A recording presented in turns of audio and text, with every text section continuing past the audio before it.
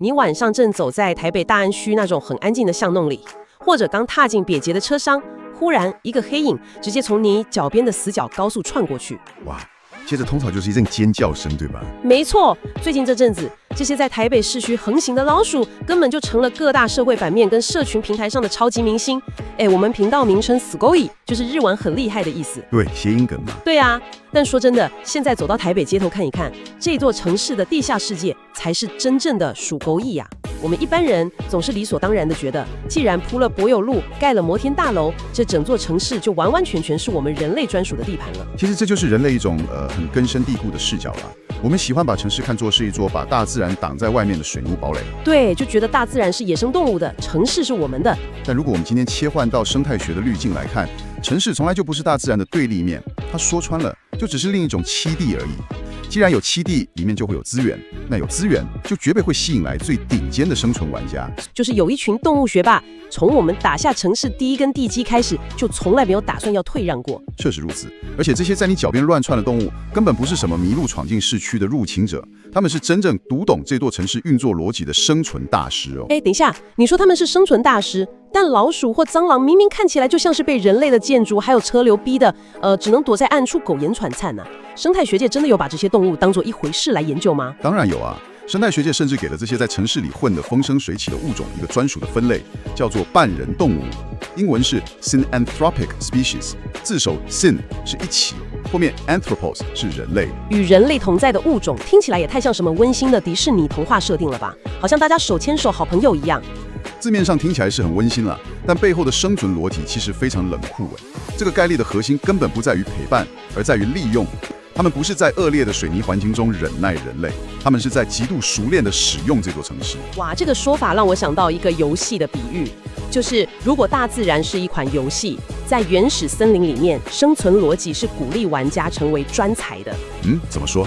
比如说某种鸟，它只要演化出特定形状的嘴巴，一辈子只负责吃某一种无花果，把这项单一技能点到满，就能在几万年不变的森林里活得很爽。可是城市完全不是这样啊。没错，城市的变动太快了。对，城市像是一个每隔几个月就大改版，到处在挖马路，光线跟噪音无时无刻都在变化的开放世界游戏。所以这座城市是不是其实在主动筛选玩家？城市确实是一个极度严苛的环境筛选器，而最终能留在这个伺服器里称霸的，就是极致的通才。通才就是什么都会一点的那种。对，因为在城市里食物来源超级混杂，你的家可能今天还是一片安静的空地，明天就变成轰隆作响的工地了。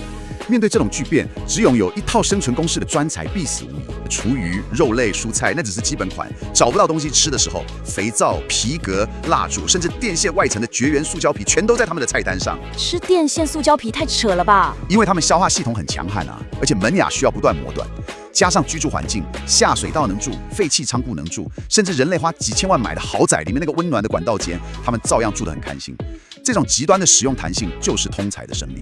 既然通才这么懂得抓机会，如果人类在规划城市的时候不但没有防备，还不经意间布置了一个巨大的舞台来款待他们，会发生什么事？这就会演变成一场灾难了。没错，我们把时间推回2000年代初期的东京，那个时候东京可是爆发了一场非常夸张的乌鸦战争。当时的东京都政府真的是处于崩溃边缘了。那时候在东京市区活动的大嘴乌鸦数量，保守估计高达36000只以上。36000只，每天早上出门不是鸟语花香，是天空黑压压一片呢。而且他们每天早上的例行公事，就是看准街角那些等待垃圾车来收的塑胶袋，直接俯冲下去。对，鸟会一啄，爪子一撕，毫不客气把里面的剩菜便当全部翻出来。真的把每个十字路口搞得像爆炸现场一样，逼得政府还要召集专家开会对抗。其实这场战争的起因完全是人类自己所策划的。哈，我们自己养出来的。可以这么说，因为日本在都市化过程中种了很多行道树跟公园，这无意间给了乌鸦完美的没有掠食者的筑巢地点。但最致命的一击是当时的垃圾处理政策，路边定点丢弃，也就是大家每天早上出门，把装满厨余的垃圾袋放在固定的街角。对乌鸦来说，这等于是人类每周定时定点在帮他们举办无限量供应的高热量免费 buffet，而且还附上精确的时刻表。哇，那我是一只乌鸦的话，我当然不去野外辛苦觅食啦。不过当时大家是不是都觉得乌鸦变聪明、变邪恶了？乌鸦并没有失控，他们甚至没有发明什么新的破坏技巧。生态学家去比对了乌鸦在北海道森林里的行为，发现他们在东京街头翻垃圾袋的动作，跟在森林里翻大型动物尸体的 SOP 是100%吻合的。等一下，你是说他们把撕裂动物尸体的那一套动作直接套用在垃圾袋？一模一样。先在树枝上观望，确认没危险就落地，反复试探，找到最薄弱的地方撕开，把肉块叼出来，然后把不能消化的保鲜膜，就像吐掉骨头跟毛皮一样，丢到旁边。我的天哪！这整套为了肢解尸体演化出来的神经运动程式，就这样原封不动搬进了新竹区。他们只是把垃圾袋当成了一具不会反抗、肉量又超巨大的尸体。哇，所以根本不是乌鸦变邪恶，是人类把环境打造成适合他们发挥的巨大猎场。那后来东京是怎么解决的啊？总不可能派人在街上打鸟吧？当然不行啊！他们最后解方证明了对付半人动物的铁则：你无法改变动物的本能，你只能改变环境。东京后来全面推广特制的防乌鸦网。网目小到乌鸦嘴伸不进去，然后严格限制丢垃圾的时间，把免配不费的供应链切断就对了。没错，食物一萎缩，乌鸦数量自然就掉下来了。这对召回台北现在的鼠钩蚁现象完全适用啊！只要其楼下的厨余桶还有缝，你放100个捕鼠笼也只是治标不治本。确实是这样，盖的基础设施当成自己的工具来用。哦，这就要讲到芝加哥的土狼了，北美郊狼。这绝对是城市生态学里最让人匪夷所思的案例。我对这个超有印象，有个生态学家叫史丹利·盖尔特，他在芝加哥追踪土狼超过20年，结果发现的事情超级扯。他帮土狼带上 GPS 项圈，发现这群顶级掠食者展现了极度精密的时间管理。他们深夜活动，避开人群。最让人傻眼的是他们过马路的方式。芝加哥那种车流量极大的6线道马路哦，这群野生动物等待过马路的节奏，竟然跟路口红绿灯的车流周期高度吻合。他们完全读懂了车流。但这我一定要问，一只野生犬科动物真的能理解什么叫红绿灯吗？还是单纯听引擎声而已？他们当然不懂交通法规了，视力大概也分不清红绿色。他们拥有极度强大的模式识别能力。就是找怪率吗？对，他们经过好几代的观察，学会把变数结合在一起。车子轨迹停了，引擎声变小了，人类开始过马路了。这些讯号一出现，他们就知道现在有大概60秒的安全空窗期。把红绿灯当作大自然的潮汐变化来适应，这代表城市反而成了他们最安全的育儿场。因为解锁了过马路和避开人类这2招，城市就变成没有猎人、没有熊来竞争的避风港。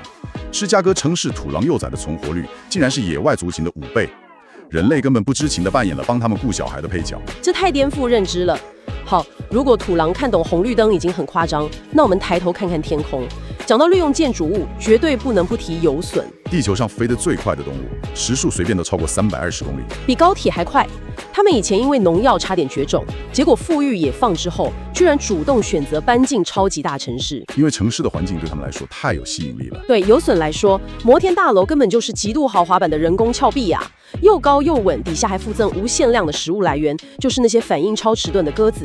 抓鸽子大概就像我们去全联买块豆腐一样轻松。真的，而且城市还有热岛效应跟高楼风切，提供完美的上升气流。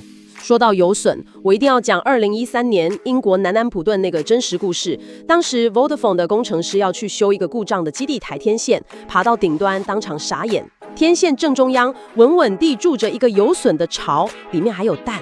哇，这下麻烦大了。在英国，干扰游隼繁殖可是严重的刑事犯罪。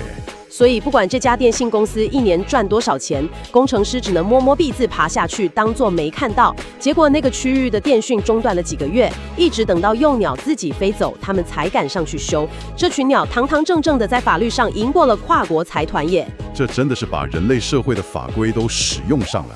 回到今天一开始的主角，老鼠。回到我们最头痛的对手。既然前面这些动物能这么精妙地利用城市，那我们天天对付的老鼠，长期的城市生活，有没有在生物学层面上改变了它们的大脑？这是让很多病媒防治专家夜夜难眠的发现。老鼠之所以这么难杀，是因为它们内建了一种极端警戒的本能，叫做新物体回避。回避新出现的东西？对，也就是对环境变化的极度不信任。大家一定有这经验，买了最新的捕鼠夹放在墙角，结果前3天老鼠根本连理都不理，大家就会觉得这没用，把它收起来。所以我们其实做错了。当老鼠熟悉的路线上突然多出一个东西，就算上面放了超香的花生酱，它们的大脑也会立刻下达危险的指令。所以他们是在观察。对，他们会刻意绕开，观察好几天，确认这东西不会动，没有威胁，才敢靠近。所以当你觉得没用把它撤掉的那一刻，他们其实才刚放下戒心。没错，我们人类的耐心完全被老鼠碾压了。那老鼠药呢？如果一只老鼠吃了毒药死掉，其他老鼠就不会上当，但它们又不会讲话，到底怎么把资讯传给下一代的？看见同伴抽搐吗？主要是靠化学气味，这叫社会性学习。当同伴吃毒饵不舒服，其他老鼠会去闻它的呼吸、呕吐物，把这个特定的化学气味跟同伴死亡牢牢绑定在大脑里。第一代中招，第二代、第三代就免疫了。对，这种恐惧会在鼠群间快速传染。甚至纽约的研究团队用 AI 去追踪老鼠，发现它们还能在脑中建构城市的3D 地图。空间想象力。没错，在还没跑到那个地点前，就能在脑中推演不同路径的结果，计算最安全的逃生路线。听起来我们面对的根本不是只懂乱窜的害虫，而是一个有记忆、会沙盘推演的超级物种。我们一直换灭鼠策略，是不是反而变成一种选态压力，帮他们筛选出更聪明的精英？这不仅仅是学习，这是演化。科学家测量纽约过去120年的沟鼠头骨，发现它们的形状已经出现了定向演化，下颚变得更适合咬碎人类的厨余。也就是说，人类花了1万年建设这座高科技都市，这群动物同时也花了1万年，静静地在写一本人类使用说明书。对，而且随时在更新版本。这一切都在告诉我们一个事实：城市不仅仅是人类的，它是一个高密度、充满人工干扰的全新演化压力场域。所以，当我们气愤地说动物入侵市区时，它们大概正蹲在阴暗转角，用演化磨练出的眼睛，默默更新对城市的行动计划。他们不急了，等了1万年，再等几十年根本没差。真的，下次当你晚上走在台北街头，或者看着路边的鸽子、麻雀，不妨想一想，在你看不到的角落里，他们的后代现在正为了适应你今天滑手机、叫外送，或者改变丢垃圾时间的新习惯，悄悄发展出什么样你完全无法想象的演化超能力呢？这座城市到底是谁在统治谁？我们下次见喽，拜拜，拜拜。如果你喜欢今天的节目，就请你不要手软，按赞、订阅、分享，开启小铃铛，让你的人生成绩单直接4柜爆表。没错，我们是你通勤路上的 AI 学长姐，不只是有梗，我们还很有料。留言区欢迎许愿你想听的课本冷知识或生活大梗，我们会用化学键把它记住。我们下期见，拜拜喽。